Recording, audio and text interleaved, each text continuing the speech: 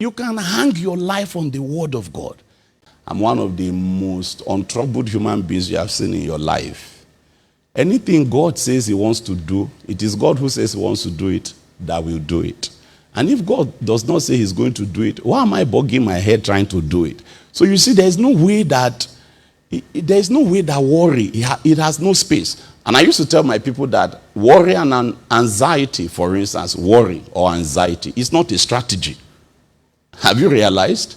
No, talk to me. Have you realized that worry is not a strategy? Have you realized that anxiety is not a strategy? You never improve any situation by worry. You never improve any situation by anxiety. If God is going to do it, God will do it. If God is not going to do it, if you like, worry until you arrive at worry, God will still not do it. So God says, I will prove to you that I am reliable. It was that word that I took home. I told my dad in January that my wedding will be in June. My dad now looked at me. Hey! So he looked at me with the look of an elder who is watching a fingerling, in ignorance, just pressing himself. And first question, calls me by my local name. Say, Ekele. I say, sir. Say, how much do you have? My answer was one word. I said, God. Then he smiled. You know this smile of, hey, this boy does not understand anything.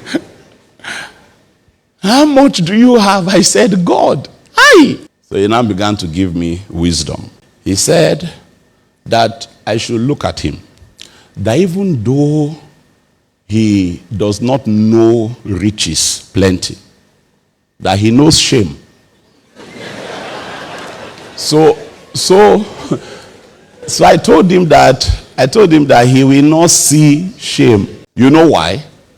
God said, I will prove to you that I am reliable. That's all. I don't need to see the wind. I don't need to see the rain. I will just make that valley full of ditches and he will fill it. That was the other thing he said to me. And the third word was a certain king made a wedding for his son. A certain king made a marriage for his son.